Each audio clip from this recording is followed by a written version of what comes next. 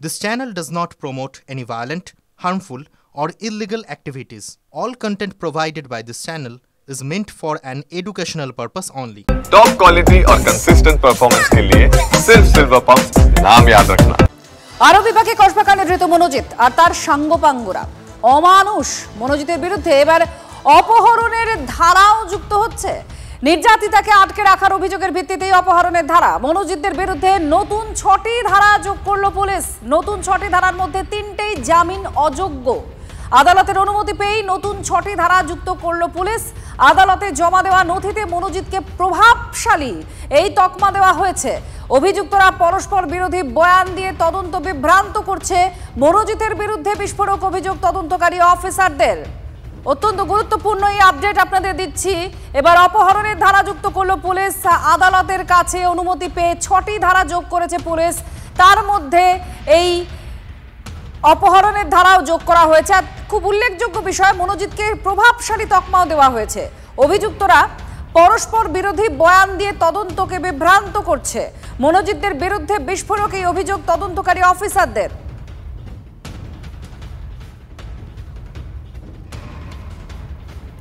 জামিন অযোগ্য ধারাও রয়েছে। 6টি যে ধারা যুক্ত করেছে পুলিশ আদালতের অনুমতি নিয়ে, তার মধ্যে 3টি ধারা জামিন অযোগ্য। অপহরণের ধারাও যুক্ত করতে চলেছে পুলিশ। প্রভাবশালী তকমা দেওয়া হয়েছে। তদন্তকারীদের বিভ্রান্ত করছেন অভিযুক্তরা, এমনটাই পুলিশের তরফ থেকে বলা হয়েছে। সুজয় আমাদের প্রতিনিধি আমাদের সঙ্গে রয়েছেন। সুজয়, খুবই গুরুত্বপূর্ণ একটা আপডেট যে 6টি ধারা নতুন করে যোগ করেছে পুলিশ। কেন, কিসের ভিত্তিতে মনে হয়েছে 6টি ধারা এদের জন্য যোগ করার প্রয়োজন? পুলিশের তরফ থেকে কি বলা হয়েছে? আদালত অনুমতি বা দিল কিসের প্রেক্ষাপটে? দেখো, যে নতুন ধারাগুলি যোগ হয়েছে তার ফলে এই মামলা আরও জোরালো হলো, তেমনটাই আইনজীবীদের মত। তার কারণ এখানে মারধর করা, আঘাত করা, অপহরণের ক্ষেত্রে যেহেতু তাকে এই কলেজের ভেতর আটকে রাখা হয়েছিল, দরজা বন্ধ করে দেওয়া হয়েছিল, তাকে গার্ড রুমে নিয়ে আটকে রাখা হয়েছিল, সেই কারণে অপহরণ করা সহ একাধিক জামিন অযোগ্য ধারা এবং গুরুতর যে ধারাগুলি রয়েছে সেই ধারাগুলো এই মামলায় যুক্ত করা হয়েছে। যার ফলে এই মামলার সঙ্গে যে সমস্ত অভিযুক্তরা রয়েছে, মনোজিৎ সহ অভিযুক্তরা, তাদের ক্ষেত্রে এই মামলাটি আরও শক্ত হলো তেমনটাই মনে করছে। এবং গতকালই আলিপুর আদালতে যখন অভিযুক্তদের পেশ করা হয় তখন এই ধারাগুলি যোগ করার জন্য পুলিশের তরফ থেকে আবেদন জানানো হয়। প্রত্যেকটি ধারার ক্ষেত্রে ব্যাখ্যা দিয়েছে পুলিশ যে সেই ঘটনাগুলি ঘটেছে বলেই তারা এই ধারাগুলি যোগ করতে চায়।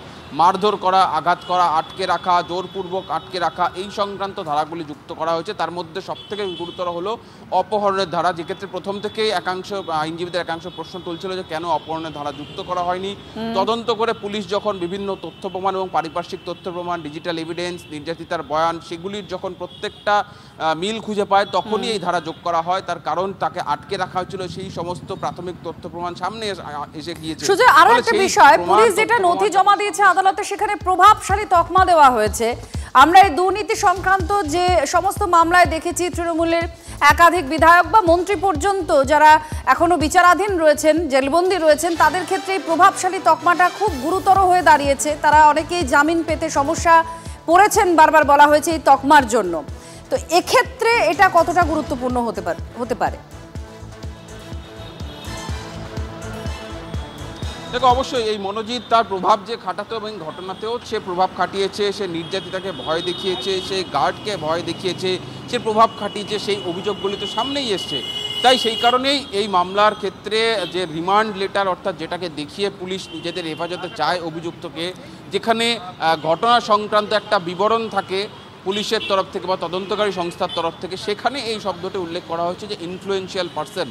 তার কারণ তার রাজনৈতিক প্রভাব তৃণমূল ছাত্র পরিষদের সঙ্গে যুক্ত থাকার সঙ্গে তার প্রভাব, সেই প্রভাব কারো অজানা নয়। সেই প্রভাব খাটিয়েই সেই ল কলেজে তার দাপট যে চলতো সেটা এই ঘটনাতে প্রমাণিত। এর আগে অতীতে একাধিক ঘটনা, সেখানেও সেটা প্রমাণিত হয়েছে যে সে প্রভাবশালী ছিল। তার সঙ্গে একাধিক প্রভাবশালীদের ছবি রয়েছে, যে প্রভাব সে খাটাতো, তার নিয়োগের ক্ষেত্রেও সেই প্রভাব ছিল। এই সংক্রান্ত তথ্যগুলি সামনে এসেছে। সেই কারণেই পুলিশের তরফ থেকে এই প্রভাবশালী শব্দটি ব্যবহার করা হয়েছে এবং এই শব্দটি ব্যবহারও কিন্তু এই মামলায় মনোজিতের বিপদ আরও বাড়িয়েছে, সে কথা বলার অপেক্ষা রাখে না। তার কারণ এই ধরনের শব্দ ব্যবহার করা আমরা দেখেছি অতীতে যে কোনো মামলার ক্ষেত্রে অভিযুক্তের বিপদ বাড়ায়, এই ক্ষেত্রেও মনোজিতের যে বিপদ বাড়লো সে কথা বলার অপেক্ষা রাখে না। ধন্যবাদ সুজয়, আমাদের প্রতিনিধির সঙ্গে ছিলেন। আর এই কসবা আইন কলেজে মনোজিতের জেঠু বিধায়ক অশোক দেবী, কলেজের অনুষ্ঠানে অশোক দেবকেই জেঠু সম্বোধন করে মনোজিৎ। এই জেঠুকে তা নিয়ে অনেক জল্পনা না থাকলেও এবার স্পষ্ট হলো এই জেঠুটাকে, কারণ বিধায়ক অশোক দেব একটি অনুষ্ঠানে তাকেই মনোজিৎ জেঠু বলে সম্বোধন করছেন।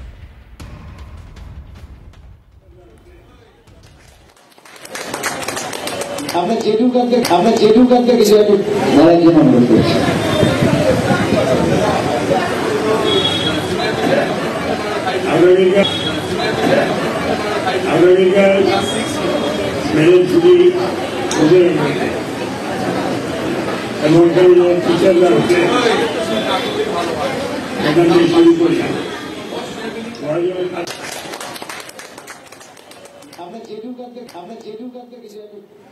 আর মনোজিৎকে নিয়ে অশোক দেবকে নিশানা করেছেন এবার বিজেপি নেত্রী অগ্নিমিত্রা পাল। তৃণমূলের যে বিধায়ক অশোক দেব বাবু, আপনি জানতেন না এই ঘটনা তো আজকের নয়। এই যে মনোজিৎ যাকে আপনি পিছনের দরজা দিয়ে ঢুকিয়েছেন, হ্যাঁ আমাদের কাছে খুব স্যাঙ্গুইন খবর, আপনি পিছনের দরজা দিয়ে এরকম 3টে ছেলেকে আরও ঢুকিয়েছেন। ভাইস প্রিন্সিপাল তাকে জানিয়েছে, যখন 26 তারিখে সে জানতে পারে যে 25 তারিখে এই ঘটনা ঘটেছে, vice principal Mrs Naina Chatterjee যখন অশোকদেব বাবুকে ফোন করেন, অশোকদেব বাবু বলছেন আজকাল ছুটি রয়েছে, সোমবার দিন দেখব। একটা গণধর্ষণ হয়েছে, যে গভর্নিং বডির চেয়ারম্যান উনি, সেই মেয়েটির একটা গণধর্ষণ কেস শোনার পর তিনি বলছেন আজকাল ছুটি রয়েছে, সোমবার আমি দেখব। এখান থেকে বুঝতে পারেন যে এই সরকার তাদের কি অ্যাকাউন্টেবিলিটি রয়েছে মানুষের প্রতি। কলেজে পড়ার সুবাদে মনোজিতের সঙ্গে চেনা এই মন্তব্য করছেন তৃণমূল বিধায়ক অশোক দেব। আপনি কি চিনতেন অশোক দা এই ছেলেটাকে? চিনে না, যে অনেকে তো আমাদের কাছে যায়, অনেকে তো আমাদের কাছে যায় কথা বলে, এবং চিনা দু রকম আছে। একটা হচ্ছে যে আমি চিনি, আর খুব মানে ঘনিষ্ঠ কি বলো গৌরবভাবে চিনি। ও তো কলেজে পড়তো, সেই সময় চেনাশোনা। বলছি ওর নাকি যে চাকরিটা হয়েছে সেটাও ঠিক করলাম। আমাদের ডেইলি বেসিস 2-3টে ছেলে দরকার ছিল, যেহেতু কলেজে ছিল বলে ওকে দেওয়া হয়েছে, তার মানে এটা পার্মানেন্ট নয়। এবং চাকরিও খতম, কলেজ থেকে বহিষ্কার। এবং আমরা তার নিন্দা করি এবং কড়া ব্যবস্থা চাই। সরকার সর্ব সাহায্য করবে, কর্তৃপক্ষ সর্ব সাহায্য করবে তদন্তের জন্য।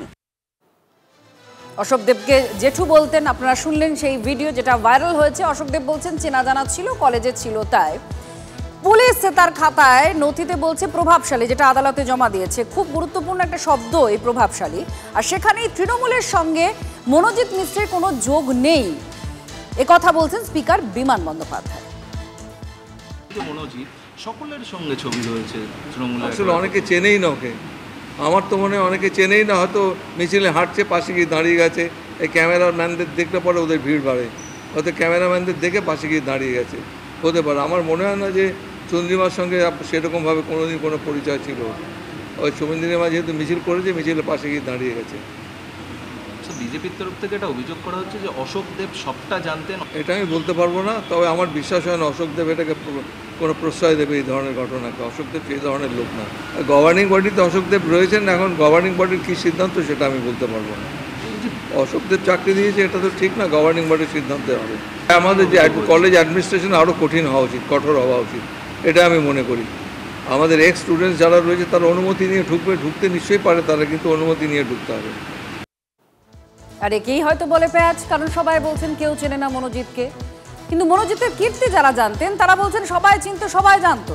সেই চেনা জানার এমনই দাপট যে মনোজিতের চাকরি থেকে কলেজে ঢোকা বেরোনো সবটাই ছিল সব নিয়মের বাইরে। বহু অভিযোগ আছে কিছু বেরিয়েছে, মানে গাছের পাতা নড়েছে মানে বাতাস ছিল।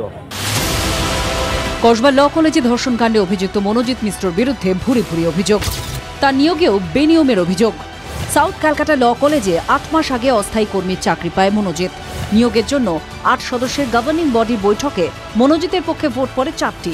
নিয়ম অনুযায়ী নিয়োগের ক্ষেত্রে 2/3 সমর্থন প্রয়োজন, অথচ অর্ধেক সদস্যের সমর্থনেই মনোজিতের চাকরিতে সিলমোহর দেয় গভর্নিং বডি। কিন্তু যার বিরুদ্ধে এফআইআর রয়েছে তাকে কিভাবে কলেজে চাকরি, তা নিয়ে দানা বেঁধেছে বিতর্ক। এইটা তো গভর্নিং বডি প্রেসিডেন্ট, এটা গভর্নিং বডি প্রেসিডেন্ট বলতে পারবেন, আমাদের ভাইস প্রিন্সিপাল ম্যাডাম বলতে পারবেন। যদিও মনোজিতের বেআইনি নিয়োগ নিয়ে দায় এড়িয়েছেন ভাইস প্রিন্সিপাল। আমি ভাইস প্রিন্সিপাল, মাত্র গভর্নিং বডি আছে, গভর্নিং বডি থ্রুতে অ্যাপয়েন্টমেন্ট হয়েছে। গভর্নিং বডির প্রেসিডেন্ট তথা তৃণমূল বিধায়ক অশোক দেবের অবশ্য দাবি প্রয়োজন ছিল তাই নেওয়া হয়েছিল। ওর নাকি যে চাকরিটা হয়েছে সেটাও নাকি মিটিং করান, আমাদের ডেইলি বেসিস 2 দিনের ছেলের দরকার ছিল, যেহেতু করে ছিল বলে ওকে দেওয়া হয়েছে, তার মানে এটা পার্মানেন্ট নয় এবং চাকরিও খতম। এর আগে এই কীর্তিমান মনোজিতের বিরুদ্ধে তৃণমূলের শীর্ষ নেতৃত্বের কাছেও অভিযোগ জমা পড়েছিল। 2019-এর জুলাইয়ে অভিযোগ জানিয়েছিলেন কলেজেরই এক ছাত্র। ছাত্রীদের শ্লীলতাহানি, তোলাবাজির অভিযোগ জানানো হয় নেতৃত্বকে। চিঠিতে অভিযোগ, টিএমসি নেতৃত্বের নাম ভাঙিয়ে তোলাবাজি করত মনোজিৎ। কলেজে তার এতটাই দাপট ছিল যে পড়ুয়া থেকে অধ্যাপক সকলের ওপরেই ছড়ি ঘোরাতো সে। আপনাদের উপরেও দাপট কি ছিল মনোজিতের? এবং একজন নতুন নিউ অ্যাডমিশন স্টুডেন্ট থেকে শুরু করে একজন সিনিয়র টিচার পর্যন্ত সব ক্ষেত্রেই ছিল। অবশেষে উচ্চশিক্ষা দপ্তরের নির্দেশের পর মূল অভিযুক্ত মনোজিৎকে অস্থায়ী কর্মীর পদ থেকে বরখাস্ত করেছে কলেজ কর্তৃপক্ষ। বহিষ্কার করা হয়েছে 2 পড়ুয়া প্রীতম ও জাইদকেও। সায়ন্ত ভট্টাচার্য ও কৌস্তব গঙ্গোপাধ্যায়ের রিপোর্ট, TV9 বাংলা।